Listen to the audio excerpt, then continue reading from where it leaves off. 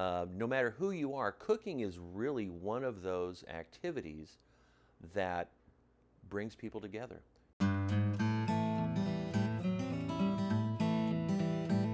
I'm going to show you how to do restaurant quality meals in your home that your kids are going to absolutely love. They're going to be nutritious. You'll enjoy preparing them.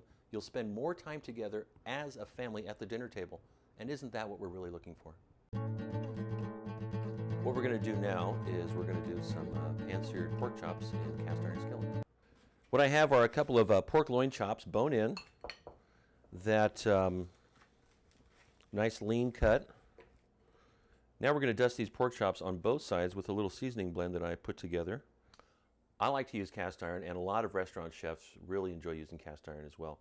The reason we like to use it is for specific cooking techniques. When you really want to sear something on the outsides, we like it because of the heat retention. The most frequent questions that I get as a chef from delivery guys at the restaurant to friends, family, is when's it done? How do I know when the pork chops are done? How do I know when my salmon's done? Whatever. So I'll tell people, go ahead and see what your flesh feels like when it's raw. Now bring your left hand over and feel between your thumb and forefinger. That's the same type of feeling. Now when this is done, put your thumb and forefinger together, and that's what cooked flesh feels like. Now people ask me too, well, how do I know when it's searing? It's really pretty easy. If you can hear it, then you're searing it. Once the pork chop is in the pan, I'm going to be looking after a couple of minutes for some little beads of moisture to come up through the flesh. That's when I know that it's time to flip it. We're going to check our pork chop now to check for doneness, and I'm going to go ahead and use that finger test that we tried earlier. And yeah, sure enough, the center of this pork chop, the thickest part, is nice and firm. So I'd say that pork chop is done. This is great. This pork chop's done. Juices are coming through on this side. We are good to go. Next, we're going to be sauteing some sugar snap peas with a little touch of minced garlic. I'm going to mince up some peeled garlic cloves, and we're going to do that in the cast iron too. Garlic. I love garlic. It is one of the ingredients that I would have to have on a desert island. It's one of those things, I don't know anybody that doesn't absolutely love garlic. When you get it going in the house, people come running. Mincing it up is always a bit of a challenge for a lot of people, but I watched Julia Child do this about 30 years ago, and I love it. Bam. We're going to start with, again, a little drop of oil in the bottom of our cast iron. I like to put the sugar snaps in first before the garlic because the garlic will burn. That pan is really hot.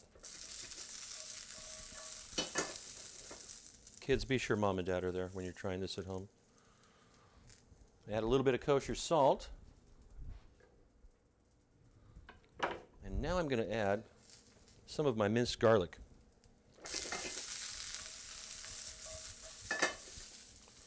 A little touch more oil. There we go. Now we're talking. The next preparation we're going to do is pan-seared salmon. And I like to use salmon because I don't know too many kids that don't love salmon. This better make noise when we put it in. Success.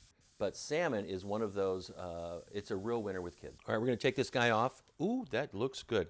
Look at that beautiful juiciness. Not overdone. We did our finger test. That's beautiful. Okay, we're ready for our dish up. The salmon has been done in the cast iron. Wonderful coating of seasonings on the outside. Nice little crispy skin. There's that beautiful salmon fillet that we did. And I'll go ahead and bring some sugar snap peas up front. Beautiful shine on those guys. Little minced bits of warm garlic. Kids love sugar snap peas. So if you do them a little bit of garlic, which they love, a little bit of kosher salt, which they love, crunchy, it's a win-win. And they love salmon. So dinner is ready.